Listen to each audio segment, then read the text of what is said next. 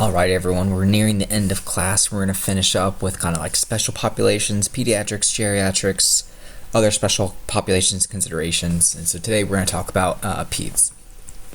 So you're dispatched to, oh my gosh, what a long address. 24,313 South Avenue for an 11th month old with an unknown medical, 1651. So as you arrive, a man frantically waves at you, points to the residence. The mother's bursting out the front door, carrying the baby. She thrusts the infant in your arm, and then, oh crap, the infant is blue, limp, and not breathing. What do you do? Well, that's probably like the worst case scenario, right? Usually with your peds patients, they tend to not be super sick, right? But this is a limp blue baby, so you got to think back to your CPR skills, your primary assessment, figure out what are life threats, right? And then you can get a secondary history later. So dealing with caregivers, so it's important that you kind of have two patients, so to speak, in these situations. One is the actual kid, and we'll talk about communication strategies with children based on the developmental age. But the second patient kind of is the parent. You know, of course, the parent knows the kid more than you will. And so the parent will have a lot of the medical history, the medications, what sort of experience the kid has with healthcare, kind of knowing the kid's personality and limitations and if behavior is changing or, you know, things like that. The caregiver will be very knowledgeable about. So you should always involve the caregiver in your assessment.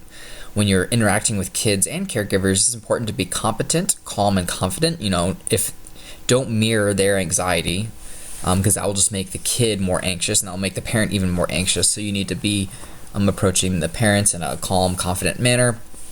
Keep them informed of what you're doing. So if you're going to check a physical exam or you're doing vital signs, or if you're paramedics drawing up medications, make sure that the parent knows what you're doing, what medications you're giving, why you're giving them. Kind of talk through everything out loud. Kind of nips a lot of the concern and confusion in the bud if you're able to communicate your thought process effectively. As the caregivers, what's normal for the child, right? If a kid is normally happy-go-lucky and then today they're in bed and not really talkative and kind of drowsy, that caregiver probably knows that that's abnormal for the patient. And of course, unless the caregivers help when appropriate, you know, if you do a physical exam, especially on babies or toddlers, have the caregiver hold the kid. That decreases the anxiety of the kid. You know, things like that. So dealing with a child, it's important to note the developmental level will have different behaviors that are normal for that developmental level. So we're going to kind of go through those. So neonates, this is kind of newborn to 1 month, and then we'll talk about infants, which is 1 month to a year. But neonates, kind of what could be going on with neonates is, you know, potentially a problem with the birth or just close to the birth. Maybe there might be birth defects, unintentional injuries. That tends to be the problem with neonates. Now, if a neonate has been discharged from the hospital, they probably had all their prenatal screening stuff, so any sort of problems may have been picked up at the hospital.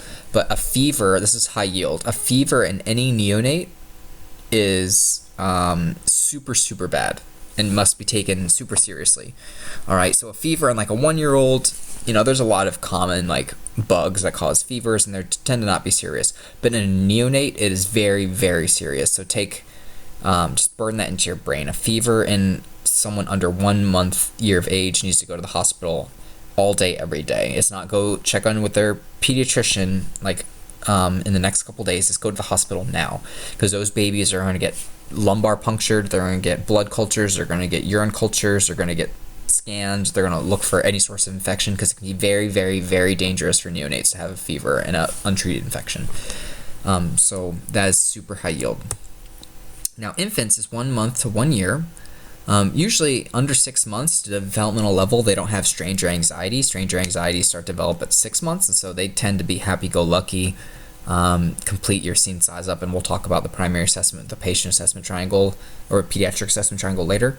But it may be helpful for the, just because babies are very wiggly, but for the parent to hold the kid. But especially over 6 months, it may be even more beneficial for the parent to hold the kid. And here's a principle of any sort of physical exam with kids. Always start with the feet and then end with the head if it's not critical. If it's critical, do a normal head to toe. But for pediatric patients that are pretty young, start with toes to head to minimize the disruptions so they can get used to what you're doing. Think of like an elementary schooler. If you start like doing pupil exams and opening their mouth and looking in their ears and touching their head, that can be very overwhelming. But if you start talking about their feet and their hands and their legs, they get a little bit more used to what you're doing. So any sort of kid, start with the feet, go to the head as a rule of thumb. Now toddlers are going to be ambulatory. They are very particular. This is your typical temper tantrum age. So they really don't like being separated. They really don't like being touched, having their clothes removed, having oxygen masks on their face. And so it's really important with these kids to not get anxious around them, because they can sense that, and they're just going to get more anxious too. So be calm, try distractions. So I always have the parent hold the kid and then maybe have a book out or something like that, or a teddy bear or something like that. Sometimes on ambulances we'll have teddy bears to distract the kid as you kind of listen on the back. Sometimes that will work. Sometimes they know you're up to no good. So you just kind of have to do what you got to do. They also say like practicing pediatrics is like being a vet, because you have a lot of patients who can't communicate to you, and their behavior is unpredictable like an animal. So that's fun. Now preschoolers, now this is starting to get a little easier to interact with. They may be shy, they may start, but they're able to communicate a little bit better. So, in kind of simple terms, don't be asking kids if their pain radiates anywhere. Like, that's not going to work. But, does your tummy hurt? Does your head hurt? Things like that. They start to have more concrete thinking. They'll interpret things literally. So if these are the kids that if you tell them, if they're trying out for a school play or something like that, you tell them to break a leg, they'll be like, oh, I don't want to do that, that'll hurt. Because they don't get idioms, cultural idioms just yet. They may believe that the injury or illness is their fault, which may or may not be true, right? If they were running and tripped and hit their head or hit their arm or something like that, it is kind of their fault because they're running and tripped. But, if they get a virus or something like that, they may think something that they did. They may be modest. This is now where cultural norms are starting to be ingrained in their heads, so they may want to not remove their clothing. So you can kind of work around that. You can keep their clothes on, but like lift up their shirt and then put it back down when you're done, things like that. They, of course, will be afraid of blood, pain, and permanent injury, because pain is uncomfortable, blood is scary, so same thing. And if it's non-critical, you can always have the kid see and handle the equipment. So I like to do like, oh, I'm going to listen to your lungs. You want to listen to my lungs? And they get to like look at the stethoscope. They can maybe put it in their ear. I can have them listen to their own heart and lungs, and then you can do it too.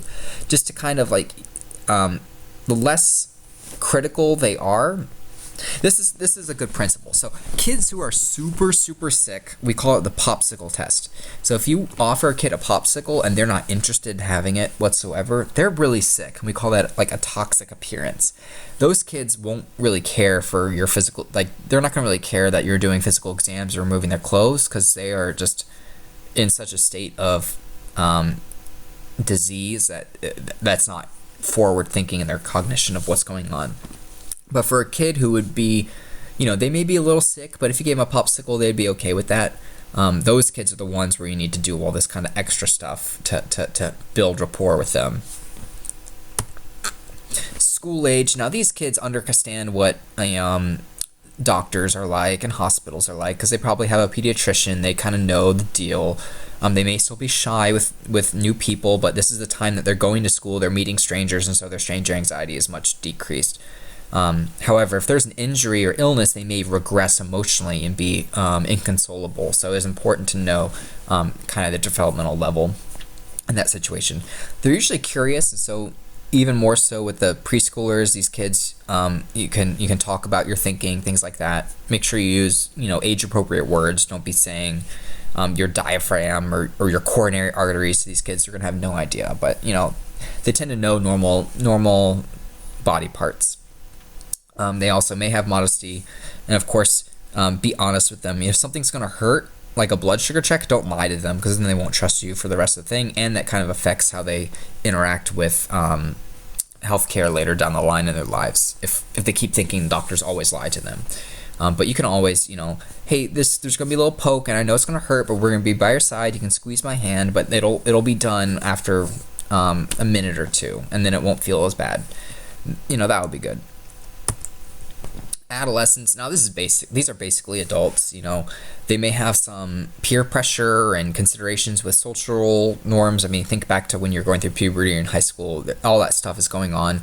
But in terms of like interacting with healthcare providers, like they're going to be much more easier to communicate. These are the patients you can probably be like, does your pain move anywhere, all that stuff.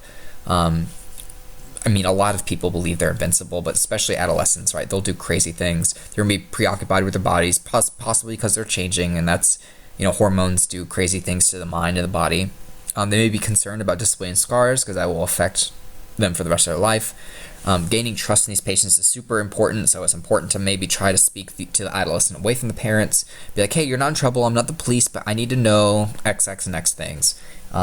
These are also the age that patients start doing that may be experimenting with drugs, maybe experimenting with alcohol or smoking, maybe sex, and so they may not be forthcoming with healthcare providers in general, but also like if you build that trust, they may be more willing to tell you.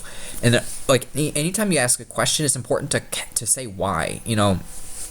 You're in a uniform, you look scary, you could be a police officer, and if you bust a high school party, a bunch of 16-year-olds who stole a bunch of alcohol, and you're taking someone to the hospital, they may not want to tell you, but you're like, hey, I just need to know because it might affect what the hospital does. It may need to affect your treatment, and we want to keep you healthy. I need to know if you've had anything to drink tonight, or did you smoke anything. That, if you kind of couch your reasoning, that kind of makes building trust a little bit more easy to do. So just anatomical and physical differences. This is high yield. This is like low hanging fruit for a test. Kids have smaller mouths and noses. That's kind of self-explanatory. The tongue takes up more proportional space in the oropharynx. So you can see here, like if I were to take the volume of the space compared to this volume, the tongue is taking up more space here. So the tongue is larger. The tracheal entering is lower. That makes sense. Everything's smaller, right? But it's slightly narrower. The cricoid cartilage, just like their bones are still developing, the cricoid and all the cartilage rings aren't as developed, and so they're softer, and so they're more easily obstructed. So you should remember, this is high yield, not listed on here, but we talked about the string airway. The most narrow part of the airway where things will get obstructed is a glottic opening in adults, but in pediatrics, it's the cricoid cartilage. So you actually kind of have like a wider opening here, and then it narrows a little bit before it gets wider again. So the most narrow opening, which means that's like the path, the rate limiting step of air, the most narrow space where obstructions may occur. In adults is the glottic opening with the vocal cords, and then peds is the cricoid cartilage subglottically. It's also important to note, especially the younger you get, the larger in proportion to the head the airway is compared to an adult. So you can see this person's pretty neutral, but this kid's pretty flexed actually. You can see actually this kind of angle, this flexion angle versus this kind of like more flat angle. Kids, just because of their larger airway, particularly in toddlers, I mean, their heads are ginormous. You may need to, just doing a head tilt chin lift won't cut it. You may need to actually put towels and everything to put their ear in line with their sternal notch. That's what we say, ear in line with the sternal notch. So putting pads behind the shoulders, not behind the head because then you're not doing anything, but behind the shoulders to kind of raise this up so it's easier when you tilt back to get in a more neutral position. This is what I mean. This is a toddler. I mean, look at this. His head's flat here. He's not intentionally flexing, just relative to his small body and his large head. Kind of has an ugly haircut though, but just based on that, he's very flexed.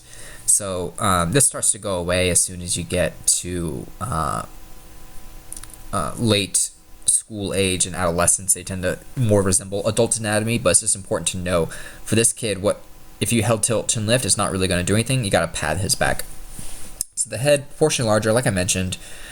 This is high yield. Infants under than 6 months can't support their own head, so they can't even keep their airway open on their own. You kind of just have to position them normally.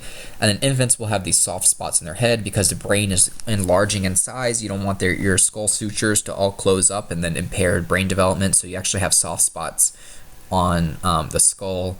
And you can look at pictures of where they are. They tend to be in the back and the front. Those are called fontanelles, and eventually they're just like soft bone that will eventually seal up the skull as they get older, as the brain develops. Chest and lungs. Now, like I mentioned, cartilage and bones aren't as rigid in kids, and so the ribs tend to be more pliable. Their lung tissue is more fragile. You're actually don't finish your lung development until 8 years of age, so the tissue is a little bit more fragile. It's really common for you all, like you use your diaphragm as like 80% of your breathing effort, and not so much your intercostals and your neck muscles for your accessory muscle use. But for kids, they do a lot of belly breathing where they use a lot of their abdominal muscles. So you actually will see normal belly breathing in kids, especially infants. So don't only look at their chest, look at their belly. And they will use chest muscles as accessory. Breathing is inadequate at 60 breaths per minute in kids. All right, so think of your minute ventilation and it was our tidal volume times respiratory rate, and of course a kid with smaller lungs is going to have a smaller tidal volume, so their minute ventilation, to maintain that, their rate will have to increase. But anything over 60 is kind of a red flag. That's more than 1 breath a minute. Now, even like infants and neonates don't breathe 60 times a minute. So if you have tachypnea relative to their age, that may be a sign of respiratory failure. So young children breathe 2 to 3 times faster than adults. So that's 12 times a minute for an adult. They'll breathe 20 or 24 to like 30, maybe up to 40, depending on how young they are. But 60, anything above 40 is kind of like a impending respiratory failure.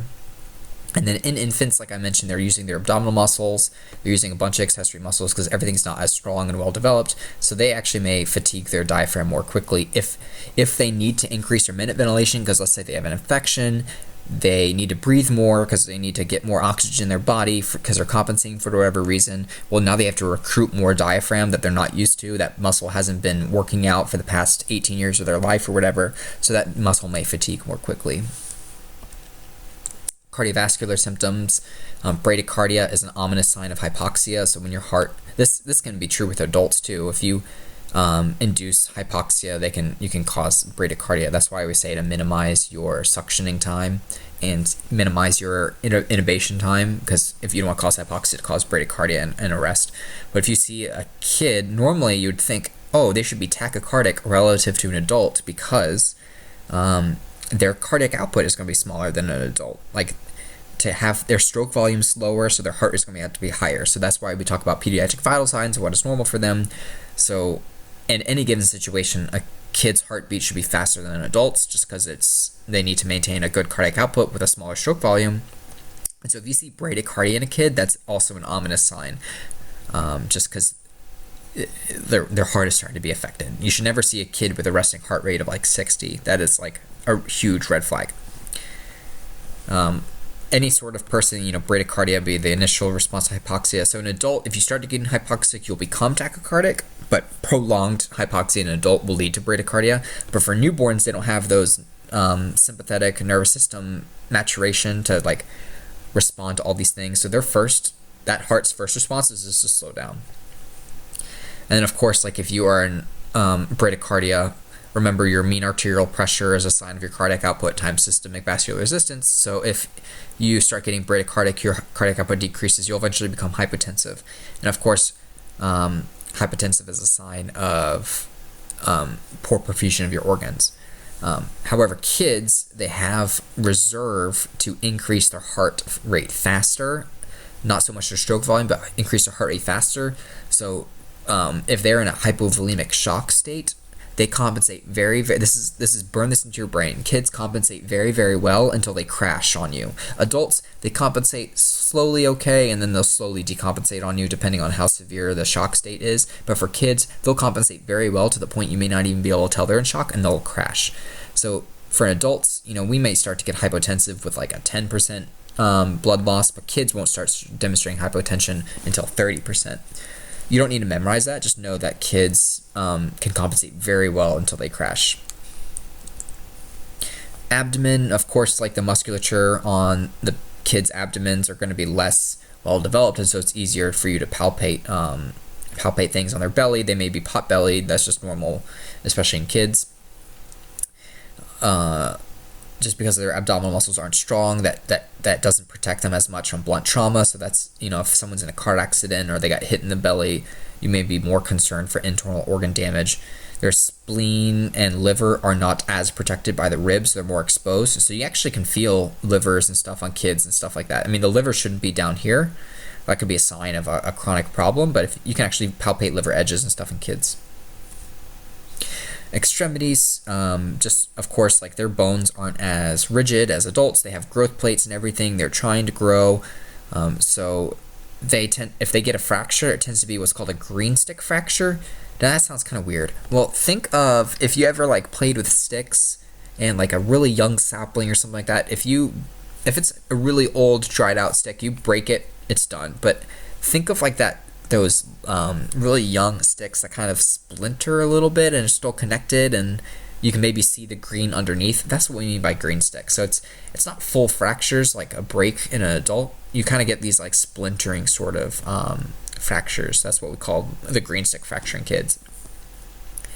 Of course, like in infants and kids, they are undergoing maturation of their neurologic status, and that occurs in a head to toe pattern.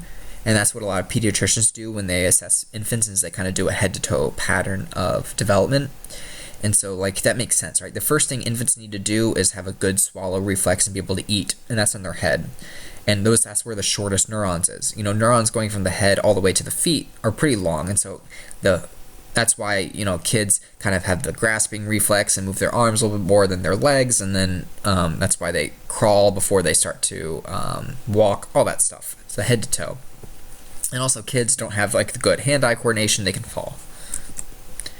Metabolic rate will have a much faster rate even at rest because all their cells and everything's growing and growing and growing, so they burn a lot more energy.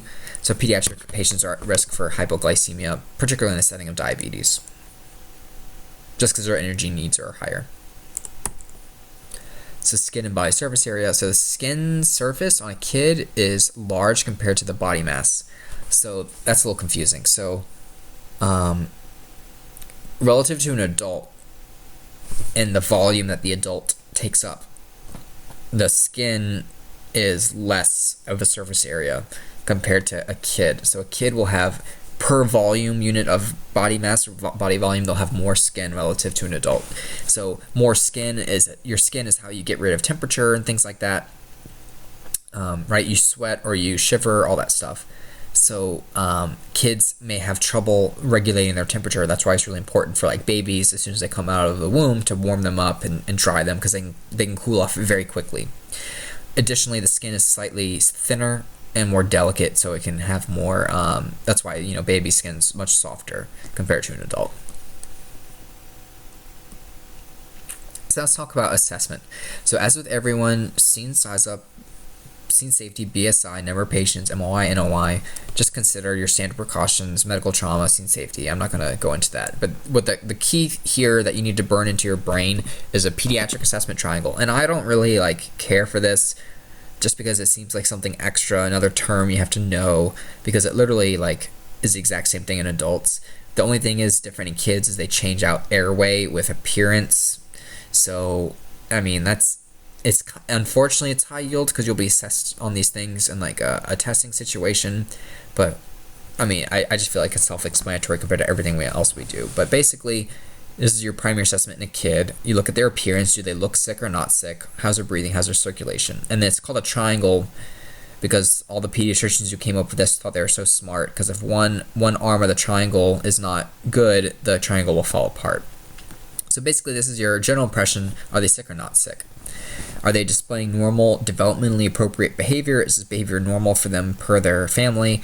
Are they moving around? Are they lazy, lethargic?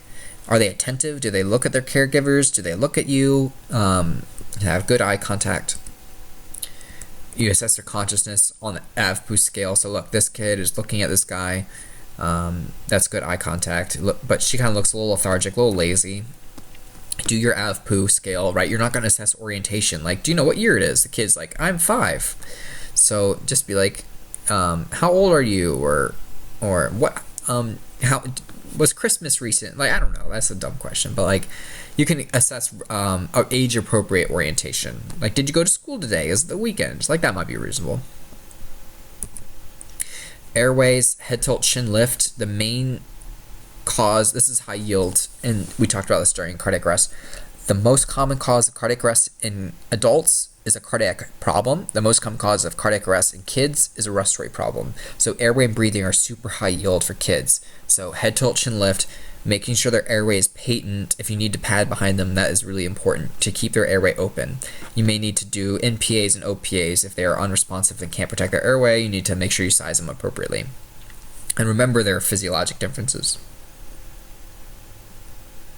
Breathing, count the respirations, right? 30 to 60 seconds, multiply as appropriate. If someone's not breathing for more than 10 seconds, that's abnormal. You may hear tachypnea, you may hear noisy breathing, so especially if someone's having stridor for anaphylaxis, for example, or asthma, you may be hearing some sounds.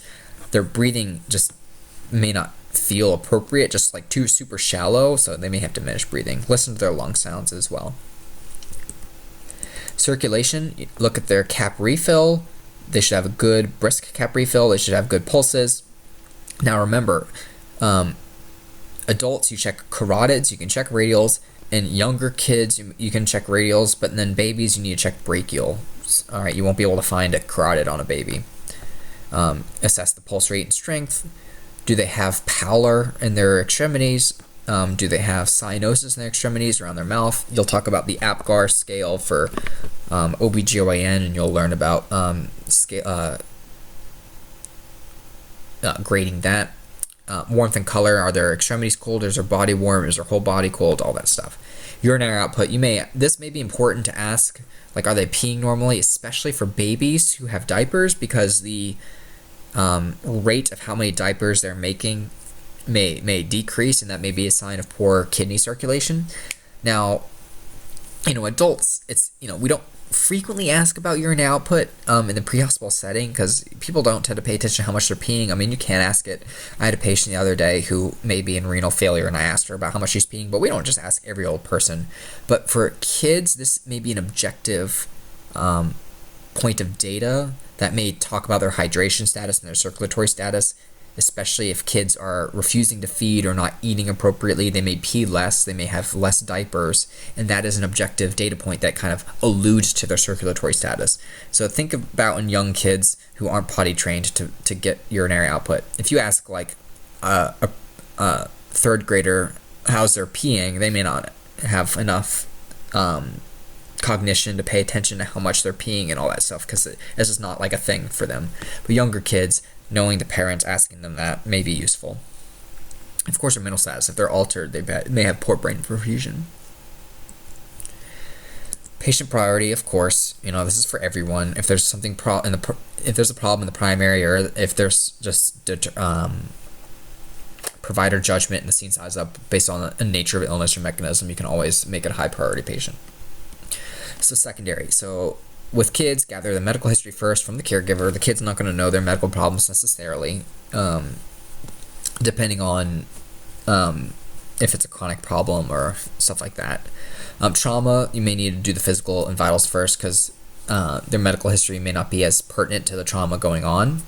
But any sort of medical thing, similar to the adult secondary assessment. Get a sample first for medical, physical exam, vitals first for trauma. There is a pediatric Glasgow Coma scale. Now this is less high yield compared to the adult one, but it's still important to know. AFPU is the exact same. Motor is dependent on age, and that's why this is a little harder to do. But basically, look, greater than 1 year, this is the exact same thing as an adult.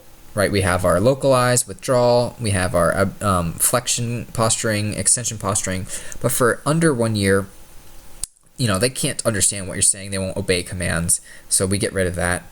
Localized pain is the same, all the others the same. So motor response is easy to remember, because they just can't obey commands if they're under a year. Just because, tell an infant, hey, raise your arm, they're going to be like, what in the world? Now, of course, like a 1-year-old and 1 month may not have enough, their development may not allow them to obey commands, so this is kind of a rule of thumb, but it just depends.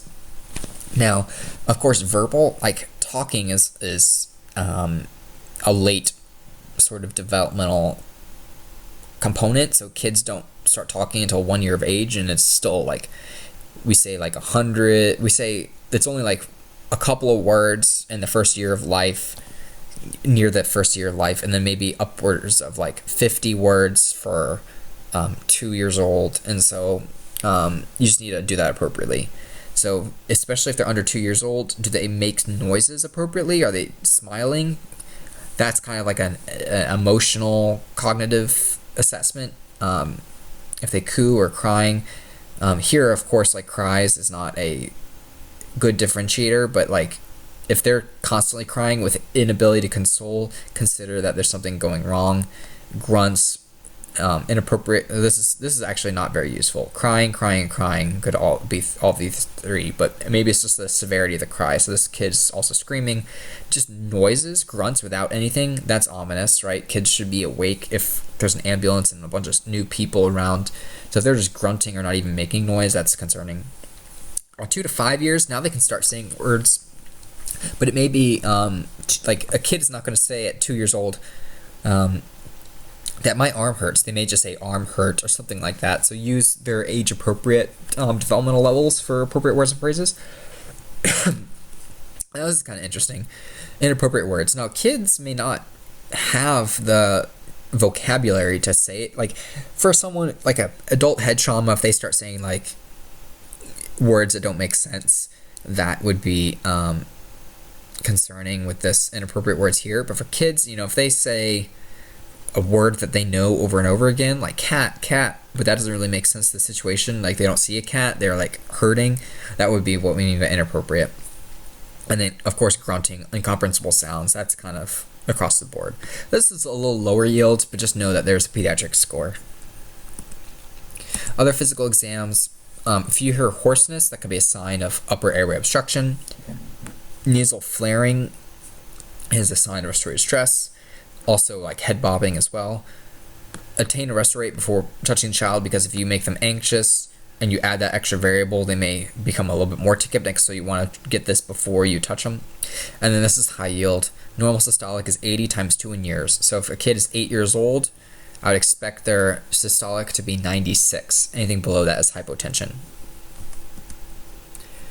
Now, vital signs, of course, respiratory rates, like I mentioned, are going to be faster just at baseline compared to an adult. Make sure you get a good pulse oximetry, because we mentioned hypoxia as a common cause of death in kids. And of course, always listen to lung sounds. Their airways, there's not a lot of like extra tissue around, so you'll get good breath sounds with kids compared to adults. Of course, like I mentioned, their pulse will be more tachycardic at usual. Just make sure it's age appropriate. Same thing with blood pressure. Look at their pupils. Pupils should be the same response. They should be equal and reactive. And then skin. Skin is a good indicator of circulatory status, right? Because the first thing you want to shunt blood away from is skin. So that would be a sign of shock, for example. Also, hydration status. If they have poor skin turgor, if they tint their skin, if they just look dry, their mucous membranes are dry. Situation of like hypovolemia potentially. Special considerations for kids to minimize the scariness of you being in their face. Get down on their level. That kind of brings you to their level. These are common things for any like interaction with kids. So I was a camp counselor, and this is similar principles interacting with kids. So just use your judgment with that. Get on their level. Don't ask question after question after question. Try to make it more conversational or not like an interrogation, just to build that rapport with the kid. Don't explain things too far in advance. Like, don't be like, oh, we're going to check your blood sugar in like 20 minutes. No, that's too far. Explain what you're doing. And then, like I mentioned, any kid, until about, school age, they can understand what you're doing. But any young kid and infants, you should always do feet to head so they can get used to what you're doing and get used to you. Reassessment, as with everyone, if it's critical, every 3 to 5 minutes. If they're stable, you may just consider doing it a little shorter for stable kids too, just because of the nature of being kids and how they crash. So you could consider critical every 3 minutes, non-critical every 5 to 7 minutes. Always repeat your primary, repeat your interventions to see if it's working or not, and then repeat vitals. So now let's talk about specific problems for peds. All right, so airway problems are the most common. Airway, ventilation, oxygenation are the most life-threatening for kids. So failure to establish a patent airway, to assess these things, and to keep them patent and to give appropriate oxygenation will defeat any treatment. If this kid's having breathing trouble and you give ibuprofen for a fever, well, if you're not fixing the breathing trouble, the ibuprofen is not going to do squat. All right. So earlier signs of respiratory stress: stridor, grunting. If you start seeing retractions, kids have a lot less tissue, so you can actually see these retractions a lot easier compared to an adult. Subcostal retractions, all these retractions. All right, flared nostrils, like I mentioned, head bobbing, signs of respiratory stress. If they start getting decompensated, which means they're not able to get rid of CO2 and not able to get oxygen, they'll start becoming altered. You'll see cyanosis. You'll see tachypnea over than 60. Poor perfusion. They'll be using all their muscles that they can, that they're trying to use to oxygenate, but they're failing to do so. If they arrest, you need to ventilate and fix them. All right, so here's an example of the head tilt chin lift. It looks like there's a padding behind, so that's good. And then ventilate as appropriate. So for kids, that's 1 breath every 3 seconds. Make sure to give supplemental oxygen because oxygen is such a huge thing for kids. And of course, reassess them because they may cardiac arrest with that hypoxia. If there's an obstruction, remember the difference between partial and a complete. Partial, they're able to make noise. Complete, they're not able to make noise. So use the foreign body airway obstruction. Think about the CPR. We do the abdominal thrusts if they're conscious. If they're unconscious, we do CPR, with the exception that every 30 compressions, you look in the mouth and sweep something aside if you see it. For signs and symptoms of an obstruction, you need to do immediate intervention, even if you don't know what's going on. Right? You may have a list of differentials, but ultimately you need to start fixing before figuring out what's going on. So some care, establish that patent airway, use adjuncts if you need to, call paramedics to intubate, use your, if they're age appropriate, you can use iGels and Kings. For infants, we don't have iGels and Kings, so using smaller OPAs, using MPAs if you need to, suction anything if you see it in the airway, assist ventilation, positive pressure, oxygen, position them appropriately, so that's supine with their chest propped up so that they have good inline position and transport. These are patients who, you may not be able to fix them on scene if you need to get them to the hospital quicker so they can do more definitive stuff in the hospital. This may be a situation where you call for ALS to be an intercept rather than wait on scene for ALS to show up, just because of the timely nature of everything that needs to happen.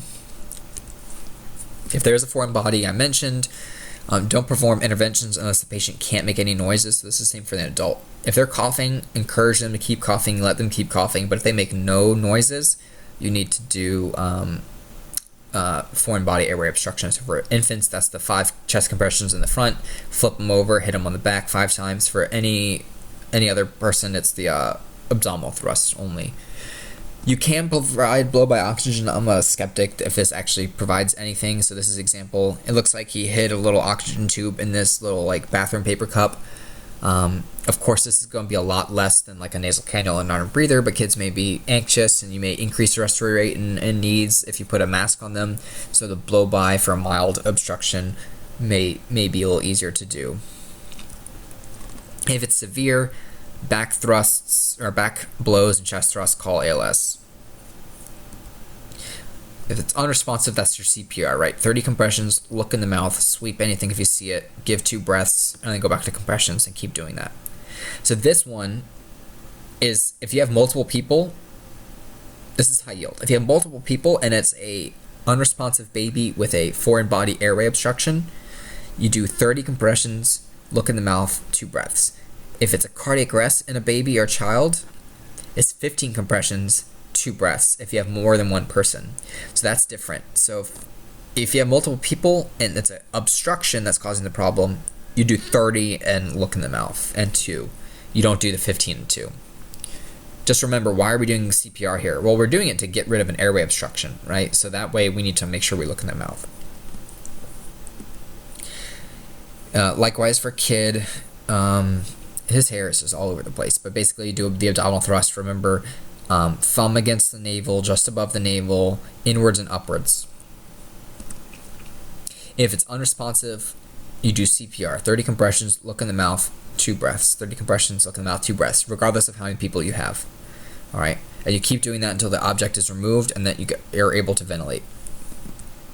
Now you may ask, why are we ventilating these patients if they have an airway obstruction? Are we going to push the object back in? Well, yeah.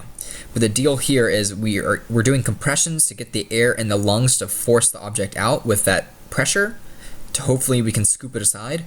And we're also using the BVM to push the object further down the respiratory tree so we can at least open up things. Imagine if I have an airway obstruction in my trachea, if I can push that object down into one of the lungs, that's not ideal. They're going to need surgery to get it out, but at least I've opened up another lung. So I've improved the respiration status compared to when it was blocked the whole way. So that's why we don't withhold ventilations in choking patients. We're either trying to push it down or we're either trying to get it up. We're trying to do both because we got to get this airway clear. That's the most important thing. Now, when I say we're trying to push it down, I don't mean squeeze the bag harder than you would normally. Just ventilate as you would normally. But the reason why we're ventilating is we're assessing whether the airway is patent, because you'll feel pore resistance if it's closed. And we're just trying to get some air in or push the object further down. Now, specific other conditions, croup is called by a virus, a tracheobronchitis, we call it. This is classically in younger kids. This doesn't really happen in adults or school-age kids.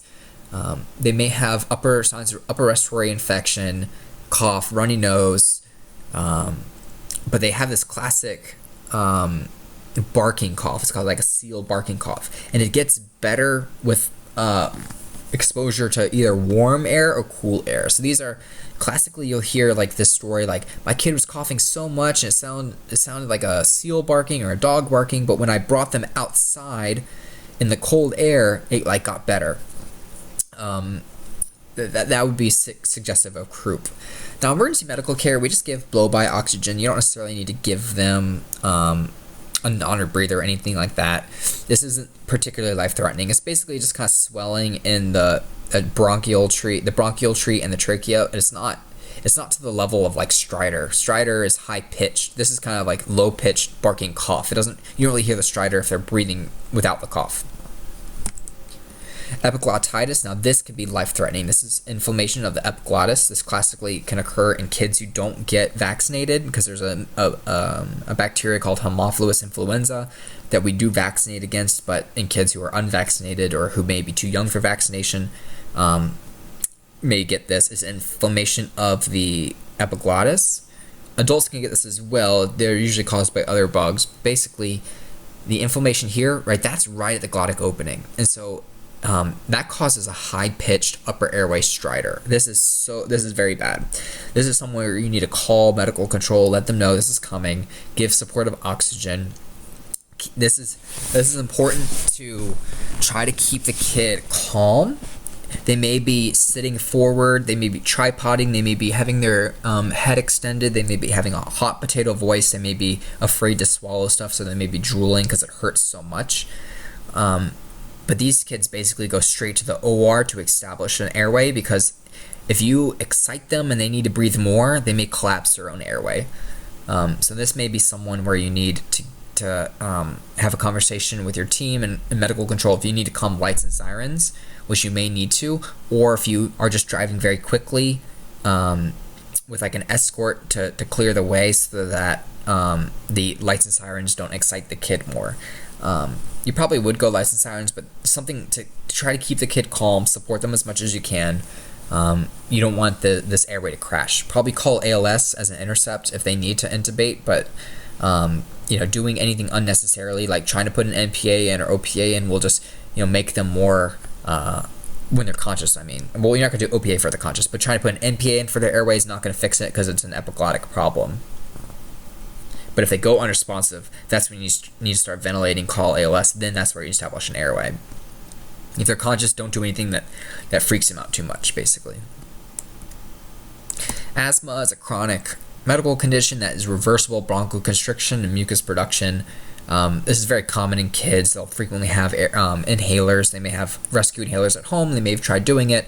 This is important to note kind of what's going on. Frequently you'll hear wheezing. They may be coughing a lot. Frequently this cough gets worse at night if they're having an acute asthma attack. your nebulizer will give like 1,000 times more. I think a MDI is like 200 micrograms. So then it would be 10 times. The nebulizer is 10 times stronger because it's milligrams. 200 micrograms to 2 milligrams. That would be, I think 10 times stronger. So basically, the nebulizer is a lot stronger to the albuterol, the beta 2 agonism, right?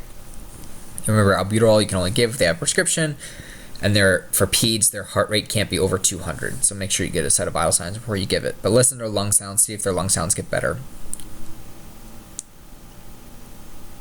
Bronchiolitis occurs in younger kids, particularly infants and toddlers. This sounds like asthma and frequently gets confused with asthma, but these kids get rhinorrhea, like a lot of nasal drippings that are clear, a cough, fever, upper respiratory symptoms, runny nose is rhinorrhea, in addition to their wheezing. These kids, you just give supportive oxygen. They may be admitted just for oxygen. There's nothing we can do to fix it. We just have to let the virus run its course, but it's basically inflammation of the bronchioles, similar to asthma. And there's kind of like a linkage between how much kids get bronchiolitis if they get repeat infections of it and if they do develop asthma later on, just because of that inflammation in the airways. But, young kids under like 2 don't necessarily develop asthma. It's harder to diagnose in those kids, and so if they start having wheezing, you think of bronchiolitis, especially in the setting of like fevers, cough, runny nose, stuff like that. Decreased appetite, kids who want to feed less because they just feel crappy. That's why you are worried about like hypovolemia and dehydration in kids. Pneumonia. Now, pneumonia is an actual frank infection in the lung tissue, where like lung tissue's filled up with pus. It's not bronchiolitis is inflammation of the airways, but pneumonia is actual infection in the airways with reproducing bacteria. You might hear clear lung sounds all over except in one focal point, and that's where the pneumonia is happening. More likely to see hypoxia in these patients compared to bronchiolitis because now you're causing a VQ mismatch. These patients will look sicker compared to bronchiolitis. They'll have fevers, cough, chills, poor appetite, just more toxic in appearance. For these patients, make sure their airway is patent, give them supplemental oxygen if needed. Consider blow-by if it's not too invasive. Check a temperature, all that stuff. Assess their urine output, see if they're eating and drinking less, all that stuff. Congenital heart disease is just a group of any sort of problem that develops in the heart from in utero to birth is called a congenital heart disease. There's so many different types of heart diseases that it's beyond the scope to talk about them. But basically, if a kid has congenital heart disease, they probably will know about it. Some present later, but they probably know about it. So just get their medical history. If they get heart failure on top of their heart disease, that's the thing you'll see. Tachypnea, tachycardia, poor blood pressure, poor perfusion with delayed cap refill, altered mental status, pale clammy skin. They may be dehydrated because they're not perfusing everything. Emergency medical care, just support what you can, get to a hospital. Call ALS because they may give fluids if that's indicated. Shock, these are literally the exact same thing. So you could think of this congenital heart disease causing like cardiogenic shock, but if you are in shock from like hypovolemia or trauma, similar thing, you'll see all these signs, symptoms. Like you can get kids can get hypovolemic shock from nausea, vomiting, and diarrhea, just because, like I mentioned, like their fluid status is much more tenuous compared to an adult. So get a setting if they're eating appropriately, if they're drinking appropriately, if they're making less diapers, wet diapers, are they pooping more, they have diarrhea, because that could cause hypovolemic shock in kids. So same thing, look at their circulatory status, look at their urine output, their skin, pulses, mental status, all that stuff. Other conditions, seizures. Now, kids may be developed with epilepsy and have recurrent seizures, and that may be a diagnosis that they know about from their caregiver, and they may be on seizure medicine. But if someone doesn't have any history of seizures and they have a seizure, this may be the presentation of epilepsy. It also may be a brain tumor can cause seizures. Kids can get brain tumors, but it also may be what's called a febrile seizure. So if a kid has a seizure in the setting, and these are younger kids, not necessarily adolescents or anything like that, but a younger kid has a seizure in the setting of a fever, like let's say they have respiratory infection or they have a viral exanthem, which is basically a rash on their body in addition to upper respiratory symptoms. The fevers can induce a seizure, and these kids may be slightly at risk for developing epilepsy. We're not really sure, probably not, but potentially there. Those seizures, it's not your job to diagnose. It's mainly the hospital job to figure out if it's a febrile seizure, but if something leans you more towards a febrile seizure, that's certainly less serious than epilepsy that's uncontrolled. So, of course, signs or symptoms of seizures are similar to adults, right? Tonic-clonic movements. You could have absence seizures in kids. You have focal seizures. See if they have any history. See if they miss their meds, especially in epileptics. If they miss their meds, that's the most common cause of seizure recurrence in epileptics. Ask for viral symptoms of upper respiratory infections. Maybe they have a urinary tract infection. It burns to pee or something like that. Assess all those things. Altered mental status. Now, for adults, it's like your AEIOU tips, and there are some causes of altered mental status in adults that are more common compared to kids. Right? Altered mental status is just a group of terms. Think what can cause altered mental status. You can have seizures, strokes, syncope, hypoglycemia. So think of hypoglycemia in kids. They could be syncopizing because they are dehydrated. Strokes, very less common in kids. The population of kids who get strokes are sickle cell kids, just because the sickling in the vasculature can cause a stroke, but very uncommon for other kids to get strokes. Seizures in a postictal state, so assess for that. Infections like a meningitis or encephalitis could cause altered mental status. Your job isn't to diagnose per se, it's just to kind of rule out life threats and get an idea of what's going on. You may not be able to figure out entirely, but do a set of vital signs, get their medical history, ask for signs and symptoms to try to rule out what's causing the altered mental status. Always get a finger stick blood sugar in these kids, because it may be for adults, you don't necessarily always need to get a blood sugar, especially if they don't have a history of diabetes. It's a good thought, especially if you're considering diabetes or like a stroke or something like that. For kids, this may be their first presentation of diabetes, and so you should always get a finger stick and altered mental status in kids. Drowning, of course, kids are have a higher propensity to drown just because they may not be effective swimmers or may tire out easily. The population of people who drown is more likely to be kids. So they may have airway obstruction from all the aspiration of fluid. So assess their ventilation. You may need to do CPR because the hypoxia could lead to cardiac arrest. Suction if water and stuff comes out. Make sure their airway is patent. Treat cardiac arrest as appropriately for BLS guidelines in the AHA. Fever, like I mentioned, any fever gets parents super worried, even though a fever is a normal physiologic response to help fight infections.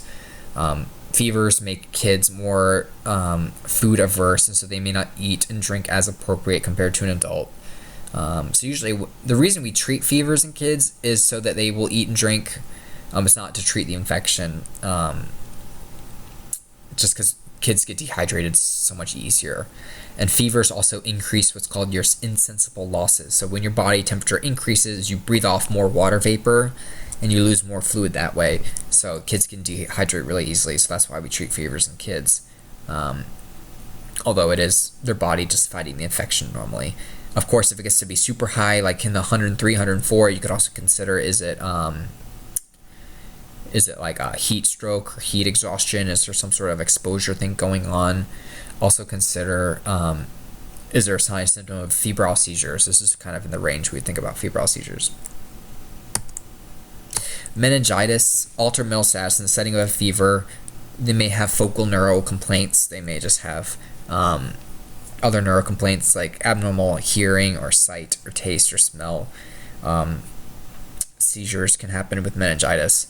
You can't really fix this. You just do supportive care, get to the hospital, and they'll figure it out.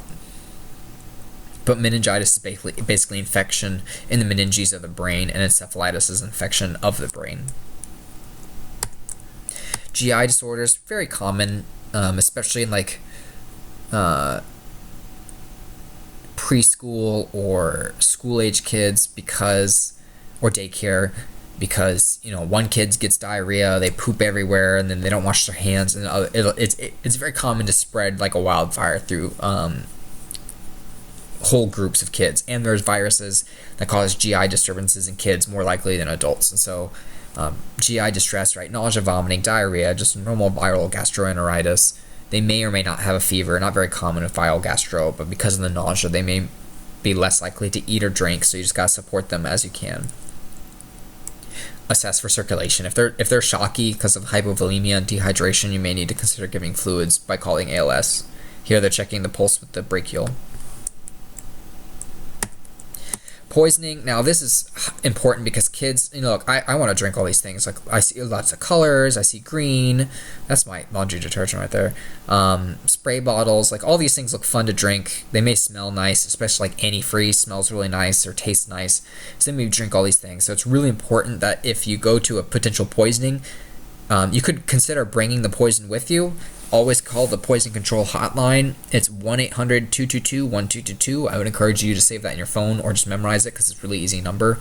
But when you call medical control or poison control, medical control may just tell you to call poison control because they can act as medical control. Poison control, tell them the age of the patient, the weight of the patient, the amount of dose of the poison because right, if you tell me I drink a cup of bleach and an adult who's 500 pounds drinks a cup of bleach versus a kid who's only 30 pounds drinks a cup of bleach, like the dose is the same, but the dose per kg is different. So it's important to give that context of the age and the weight of the patient. That's high yield to tell them. And you can consider bringing the poison, just make sure they don't keep drinking it or whatever. If they're unresponsive, treat life threat. So that's treat airway, treat breathing, treat circulatory problems, do CPR or respiratory arrest, ventilate them if they are in respiratory arrest.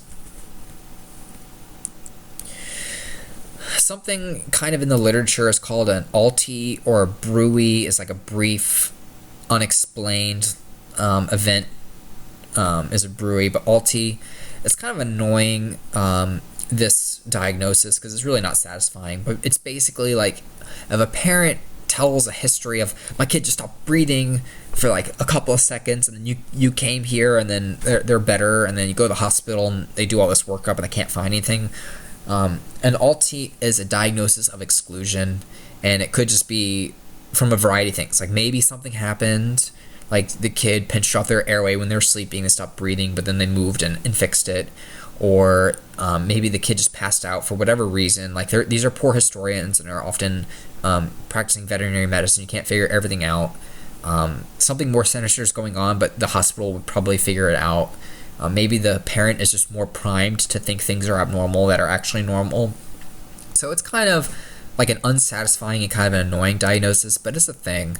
So if you get there and kids are completely back to normal and the parent's like, I want this kid transported because something's not right, or but they can't put their finger on it and all the vitals are normal and the kid's acting appropriately, think of like that could be an ALTI or something like that, but also get the history of why they think, why they called 911. Like what did they actually see, what was going on, things like that. SIDS though is different. Now SIDS occurs kind of in the young infant range. The definition is an infant who dies without an explanation. There are many risk factors that are associated with SIDS, such as smoking in the home, babies sleeping on their stomach or side. Babies should always be sleeping on their back. Babies who have like stuffed animals or blankets in their crib. Babies who sleep with parents in the room, because a parent could like roll over on the kid or cause a pinched airway or something like that. Those are all the domestic violence and other things in the home are risk factors for SIDS. History of other siblings who had SIDS, things like that. But basically, emergency medical care here would be CPR, call medical control, figure out if this patient needs to be transported, or if it's futile, depending on if there's signs of dependent libidity or rigidity and things like that. Give supplemental oxygen, make sure their airway is patent. Give good ventilations if you need to, if they're in cardiac arrest. Of course, SIDS can be very stressful for the family, so you need to be mindful of how you interact with parents. So having the parents be present during a pediatric resuscitation so they can watch what's going on, provide history of what's going on, they can feel like they're involved in the kid's care and that they're doing something maybe helpful for coping of the loss of a kid.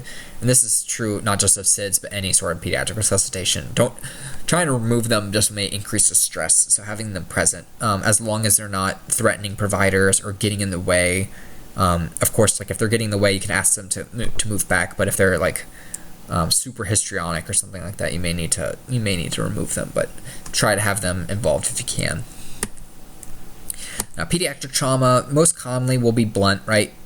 Our two flavors of trauma are blunt and penetrating, so kids aren't getting in knife and gun club fights. Unfortunately, there may be instances of like being a bystander to like a gunshot or something like that, or a school shooting, or falling on something sharp, for example. But typically, blunt is the most common. So thinking of kids who fall, kids who are in car accidents, things like that. Common injury patterns, of course, think back to your kinetics lecture. So kid who falls, look for bruising patterns in that way. Kid who is in a small kid who gets hit by a car, they're more likely to be hit on the upper part of the body compared to an adult who may be hit in the hips. That's what we mean by like a common injury pattern. Kids may have what's called a foosh, or a fallen outstretched hand, so they may have distal radial fractures or green stick fractures in the forearm. Things like that. Assessment considerations for trauma, making sure their airway is patent, so always if there's airway concerns on the head trauma, especially if they are altered. Chest, making sure that they have good chest rise and fall, they're ventilating appropriately. Abdominal injuries, similar if they're rigid in the abdomen, maybe their internal organs got hit by something because they're less protected by the ribs, so they maybe are bleeding into their organs. Extremities, maybe you find fractures or cuts or scrapes. Burns, the key here is and we'll probably talk about it later, but burns may be suggestive of like non-accidental trauma or child abuse. So any sort of injury you see, you should always have that in the back of your mind as a differential, because you are a mandatory reporter and that information needs to be relayed to Child Protective Services and the hospital. So emergency care, C-spine stabilization, this is one of my biggest pet peeves. This is not the C-spine, but maybe they're about done on the board, so maybe he's just holding for stabilization a little bit. But right, use a pediatric C-collar, making sure it's appropriately sized, using a pediatric board as appropriate. Depending on how old the kid is, you may need to talk them through what's going on and explain why you're doing what you're doing. This can be very scary, especially for a kid whose parents are also in a car accident or something like that. So continuously talking to the kid. And continuously talking to the kid is a good primary assessment tool, right? Because if a kid's talking to you, you know something about mental status, you know something about breathing, you know something about circulation and airway, right? So all that stuff is good for continuous assessment. As with everyone, give oxygen if needed, give suction as needed. Car seats and infant seats. Now, if they're in a booster seat or a car seat, depending on if there's damage to the seat, you can transport them as that can immobilize them. But if you need to remove them, you kind of lay the seat down and put the board underneath them and slide them up on the board. But basically, if they're in the seat and you need to take them out, put the collar on, lay the car seat down horizontally, put the backboard underneath, and that way you can slide the kid seamlessly. The board would be in between the kid and the seat, so it would be back behind their back. If they have voids, pad the voids and then secure their body just like an adult, right? Chest, hips, legs, head. If you need to do other types of restraints, make sure that the seat belts are appropriate, because usually the stretchers are designed for adults, and so you can take off the seatbelt straps and move them as appropriate. Child abuse and neglect. So this abuse is any sort of maltreatment of kids. There's different types of abuse, right? There's sexual abuse, emotional abuse, physical abuse. So physical abuse is actually harming the kid with physical stimuli. Neglect is failure to provide kids with basic standards of living, like food, clothing, access to doctors' offices, water, emotional comfort, things like that. There's a number of indicators of child abuse and neglect, and if you see any of these, you're a mandatory reporter and you should communicate your suspicions to the doctor at the hospital. But basically, some signs and symptoms would be like injury patterns consistent with physical abuse. So bruising in certain patterns. Like if a kid is ambulatory and they have a bruise on their shin, it's probably because they bumped up against something. But if a kid is non-ambulatory and has a bruise on their shin or a bruise on their behind or something like that, that is not consistent with the developmental level. Also, broken ribs shouldn't occur in infants. Signs and symptoms of like shaken baby syndrome, maybe altered mental status, failure to feed appropriately. Some historical elements, maybe if the caregiver changes the story multiple times, if the story is not consistent with the developmental age. So if the kid is 8 months old and they're like, yeah, I was changing the diaper, and the kid kind of stood up and jumped off of the changing table, that's not consistent with an 8-month-old. If you see scalding patterns, so like scalds on the legs and the butt, that may be because they were dipped in hot water, cigarette burns. There's a whole bunch of red flags I would encourage you to also look up and look in your book of things to be aware of. Because if you see these things, you need to report it, because you need to be an advocate for your patient. Your patient is the kid. So emergency medical care with this is, first you need to gain entry and appropriate access, make sure the scene's safe. Dealing with the kid, they're your patient, so examine them as you can. Have one partner deal with the caregivers. You may need to transport the child separately. You can always say it's protocol. Of course, like if you don't suspect child abuse and things are consistent with the history, like a kid just fell out of his high chair or something like that, the parent may be able to travel with the kid as well. But if there's any sort of consideration of non-accidental trauma, you should try to transport them separately or have police on board or something like that. And always provide documentation. Now, it's really important when you document these things to document facts. So a fact would be like, the parent said, my 8-month-old jumped off the changing room table, unquote. So that would be documentation. Don't be like, I suspect child abuse. You really need to have evidence and objective data in your assessment. Like a 3-centimeter bruise was found on the forehead of this child, just lateral to the eye, in a non-ambulatory child, for example, or 3 circular burns in different stages of healing or noticed on the trunk of the child. That would be objective data. Some special considerations. So EMS for kids, I don't really know what this means. It's basically like, I guess, some movement or a thought process of, we want EMS to be appropriate for kids. Some people probably got in a room and thought saying this sentence would be like super worthwhile, because I mean, everyone deserves equal and appropriate access to an emergency. But P's are always a special patient. We need to feel warm and fuzzy when we talk about kids and healthcare. So that's probably why they have this little thing in here. Family-centered care is kind of important. Just it means like having caregivers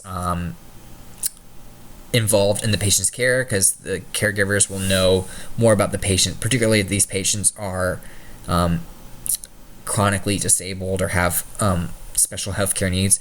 This is an example. Here's a kid who has a trach and is on a ventilator. Like, you go to this kid, like, that parent and the caregiver are going to know so much more about that ventilator and the kid's trach care and all that stuff, just because they live with the kid and they have to deal with this all the time and they were given training on this.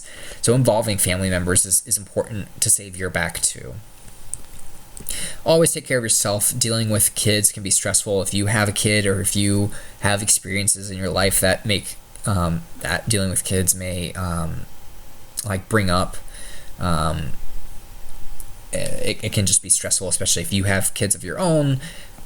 This is always kind of a challenging topic for people. So making sure that you take care of yourself, like think back to the wellness lecture, alleviating stress in healthy ways. So follow up. What was it? Oh God, I don't even remember. Oh, it was the blue baby that the homegirl just kind of threw into your arms. So you do an assessment. This kid is blue, flaccid, absence of response, so very poor status. That's kind of our pediatric assessment triangle here. The dad's going to drive separately. The mom's going to be in the passenger seat, and you get in the back of the ambulance. No ventilations. The color is getting worse than blue. It's like kind of gray ashen. You're not even getting good ventilation. What could be going on here? maybe an airway obstruction, right? So we need to start doing CPR. So we do 30 compressions, 2 breaths, look in the mouth, and then the mom says, "Oh, there's no medical history. We got a quick secondary assessment." Vitals aren't really effective here because the respirate rate's 0, right? You're not going to get a blood pressure just now because we have a life threat we got to deal with. You see a peanut in the mouth, you turn aside and remove it, and then you insert OPA and you get better compliance, good ventilations. Now you do a full set of vitals. We have a pulse. We're ventilating 20 times a minute. You may need to consider going up a little bit because we're setting 84, so making sure our BVM has supplemental oxygen hooked up to it. People often overlook giving supplemental oxygen through the BVM. So 4 minutes later, the kid changes from blue to pink, so that's an improved circulatory status. Now we start having movement of our child's body, so that's reassuring, and now they start breathing spontaneously. Well, we don't need to ventilate them anymore because this is appropriate, so we can just give supplemental oxygen via non-rebreather. Now I mentioned try not to do masks on young kids if they're conscious because that can increase anxiety, but for this kid who's an infant and a little less than responsive, you can put a mask on them. That's totally fine. The child just gets better, starts crying, so mental status is much improved. And wow, lovey-dovey, here we go. Everyone loves you. You saved this kid's life. Congrats.